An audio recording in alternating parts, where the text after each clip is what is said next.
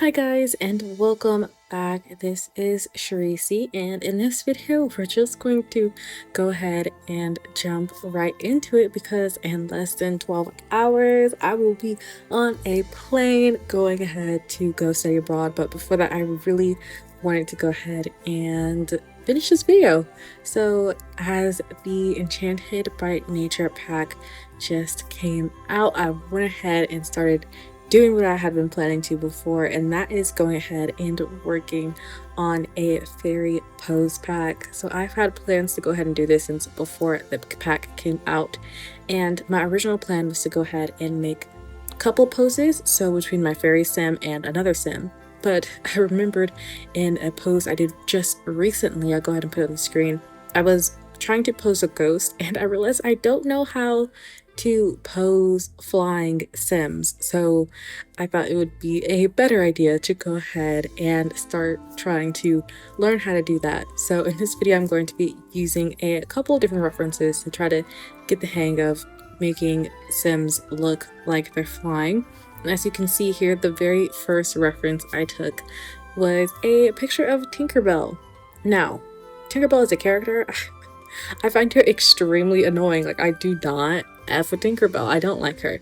However, this pose, this is my first pose, and it was meant to be like a warm-up, but it ends up being probably my favorite out of all of them. There are some that come close, but definitely like this Tinkerbell pose was up there. Like, she looked good. She looked good at the end. I can't wait to show you the screenshots. But yeah, I realized the feet were a thing I kind of really struggled with in this first pose, but I think most of the feet and legs start to look the same when flying.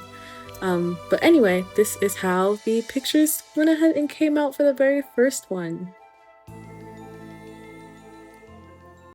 So for pose number 2, as you can see here, I went ahead and used the Winx Club show as a reference for this pose. Now, I never actually finished all of the OG Winx Club because I believe they like kept making reboots and restarting it. I think the last time I went ahead and I saw a clip of Winx Club, they had turned into spies or some. I was really confused on what was going on, but I actually did have plans to go ahead and rewatch it from the start because I never actually finished the OG seasons that had went on for some time. I can't remember the year, but these are actually like what I picture in my head when I think of fairies. I know in the Enchanted by Nature, the Sims team really went with like more of the Tinkerbell vibe, where it looks like their clothes looks like the fairies like robbed a flower garden to go ahead and put their clothes together. That's really just not my cup of tea for fairies themselves. Like, I like them being dressed, I don't know, like streetwear, like casual, like regular styled clothes, and not really I made this in autumn type look, you know? Like I made a tulip into a skirt. Like that's I don't really like that. And as you can see, that's kind of the vibe I went with my sim here. She's just wearing like pretty standard regular clothes, and that's what I like. Talking a little bit more about this sim, what's crazy is the way I don't know if you recognize her, but if you watched my last video, you've actually seen pictures, or you've seen her before, and I'll go ahead and put some pictures on the screen. But she currently doesn't look like this in my game either, and that's because the story of her, and I could go into that a little bit. So this sim, her name is Circe Ravikumar, I believe, and she is the daughter of a fairy and a vampire.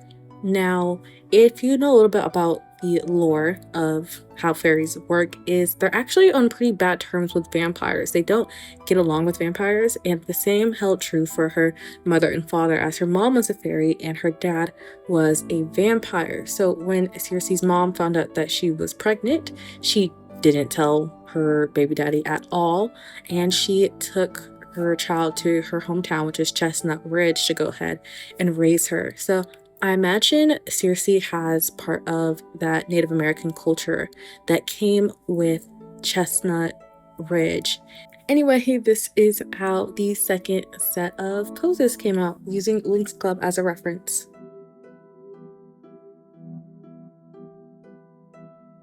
So it was at this point of making poses, pose 3, where I had realized I had I'd gone through all of the fairy media I could remember in my head, and I started to reference different artists' drawings of fairies to go ahead and use as references instead. So the next, what is it, next 2 or 3 poses, I will go ahead and be referencing people's drawings instead, and I'll also be linking these artists' Instagram posts or Instagram accounts in the description below. But to go ahead and continue the story of Circe, for one day, I don't know, she's like maybe 13 to 15, her dad does figure out that she exists and comes to Chestnut Ridge to go ahead and get her. So at this point, Circe has not yet manifested into a fairy or a vampire, which is a large part on why her father is there. He wants to take her, if she has manifested, as a vampire. However, her mom was not cool with him taking his daughter, so they end up fighting, like literally fighting, and her dad kills her mom. Not on purpose. I would imagine it was on accident, but still, that's what happens. And then after that, he ends up taking Circe with him back to Forgotten Hollow, where he then raises her. So I imagine Circe wasn't that close to her mother. I imagine they had like an indifferent relationship, and also, I don't know, maybe in turn she has a indifferent relationship with her dad as well. She's not really particularly close to any of them, so I don't know. I feel like she just has a weird relationship with her dad where I don't think it's resentment for killing her mom, or maybe she just hasn't processed that.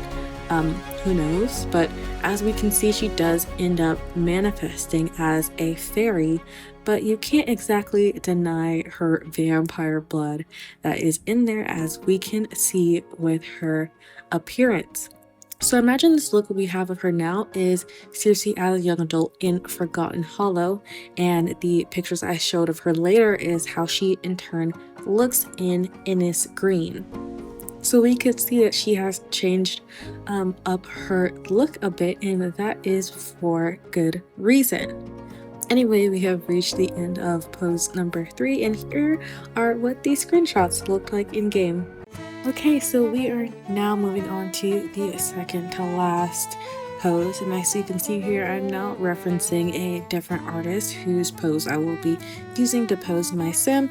Again, their Instagram will be linked below. But when we left off, we were talking about the cause for Circe's change of appearance, and that is because she is the fakest sim you will ever meet. But actually, the more she doesn't like you, the nicer she is to you, and that's for good reason, I guess, to get what she wants.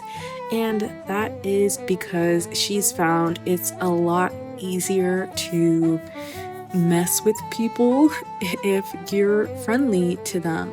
If she's nicer to Sims, they allow her to spend more time with them. They allow her into their homes and around their family members, and that just gives her more opportunities to mess with you, to use her fairy powers, to learn everything about you, to then steal all of your positive emotions, to give you and your family different ailments, and to overall just do other things to cause you bad in your life. That's just the way she works. That's the way she's kind of always worked, even before coming to Innis Green. I just imagine that's how she learned to carry herself in Forgotten Hollow, and yeah, that's just who she is as a person. And I don't think anyone has ever really met the real Circe. I don't even think Circe knows who she is without being such a fake person. I think she wears that kind of with pride. It's like her little secret that she has with herself. I think she kind of just always, kind of like serial killers, she always thinks she's the smartest person in the room. But yeah, this is the finished poses for pose number 4, and we're now going to move on to the very last pose. Okay, so we are now here at the 5th pose of the pose pack, and I believe where we left off on Circe's story, I said no one really knows who Circe is, not even herself, not her father, and not her mother, that's for sure. Sorry, too soon.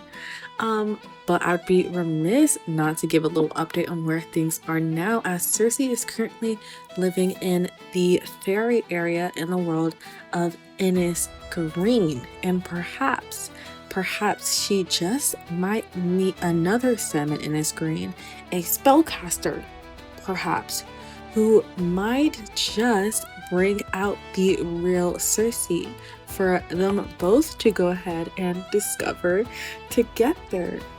Or knowing that this sim is a spellcaster and fairies don't get along with spellcasters, maybe history will repeat itself and not both of them are going to make it out alive at the end of this relationship. Oh my gosh, did I eat it up? Did I eat it up? I don't need your approval. I know I did. But yeah, okay, so this was the last pose of me going ahead and putting together this pose pack. I actually thought it was going to be super challenging. Actually, I think it was the most challenging one for me to go ahead and go through, but it's actually another one of my favorites. I think where I really struggle with posing is kind of getting the back arch in both directions. Really, I think by default Sims stand up really straight because they're kind of just like hitting the A-frame pose. So, but I think I did a really good job at going ahead and putting this one together, and it was actually one of the shorter ones I went ahead and did. I'm really proud of it.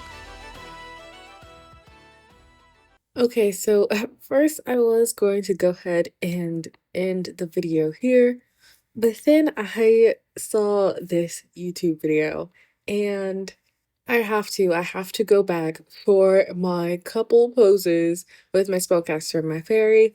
It's a sign, I have to do it. Okay, so the only thing is, right, I'm not a Yuri girly. I don't know what it is, but like, I'm not a Yuri girly. I never was, never will be. But I am I am a yaoi girly, okay? Like, you're gonna have to pry it from my cold dead hands. I don't know what to tell you. I don't know what it is, but something I've collected some screenshots over the years, and I've put some stuff in a folder. Um, so for the references for the next one, I pulled a couple, okay? I pulled a couple of those screenshots out, and those are what we're going to go ahead and use as reference for going ahead and getting these poses together. If if you're recognizing what stories they're from, you're one of me. So no judging, okay? No judging. Also, if you don't I'm gonna just say no judging, period. No judging, period. Like, listen, like, let a girl live, let a girl live. So, Voice Over Me is now back. If you couldn't tell, that was actually a clip I went ahead and recorded a couple days ago when I was in my right mind to go ahead and send that idea, but now I am. And honestly, you don't want to hear the rest of that clip because I got too excited and started yelling and blowing out the mic. Look, listen. Anyway, we're going to go ahead and shift our plans quite a bit. So this pose you see me working on here, we're going to scrap it. And instead what we're going to do is I'm going to give you one screenshot. Okay, we're going to go with a different picture of a pose I'm feeling a bit more. So it'll be one screenshot. And then for our second couple pose, it's going to be a pose I went ahead and pulled from the dome, using what I've learned about posing fairies and posing flying creatures to go ahead and put that pose together. So let's go ahead and move over to that now. Okay, so we are now officially moving on to poses that will actually be included in the post pack, and this is the first of two coupled poses that will go ahead and be completed. And what is crazy is you can see my reference in the top left. I don't remember the name of the manhwa. I'm so sorry. But what's crazy is if you know the plot line, using a screenshot from this story is actually way more wild than the previous screenshot you saw of the first story. I don't, I mean, it's a bit of a niche thing to watch, and also it's like hella trigger warnings, like child abuse, domestic violence, like I'm not between our main couple though, which is, our main couple is really cute. I really eat them up. I love them. But the only reason I actually feel comfortable showing this is that I know the majority of you won't even make it this far in the video. So like, hey, let's give up part one for low attention span or just lack of interest. I'm grateful for either one, because that means less of you are here right now seeing this picture. But if you have no idea what this is, even freaking better. Okay, yeah, there we go, yes. Okay, one thing you'll also notice is that in this picture, there's actually no fairies. I've actually never seen a fairy manhwa in my life. If there's one with cute art, feel free to recommend. I don't really care if it's yuri yaoi. As long as it's romance genre, okay, that romance genre, I eat it up every time. I really don't care. It just has that pretty art. That's my only thing. But as you can see here, I went ahead and just took some creative liberties, going ahead and using what I learned in the previous poses where they were fairies to go ahead and implement it in here. And I had my sim instead coming in for a kiss while flying instead of sitting on the ground like the original reference is. Also ignore the hand placement, okay? Ignore the hand placement. They linked up. They're together in this picture. They grown women. Okay? That she's a young adult. The other one's is an adult, but they grown women at the end of the day. It's all right. It's all right. I should have edited this out. I didn't realize I was, it's all good. Can you tell I'm getting tired?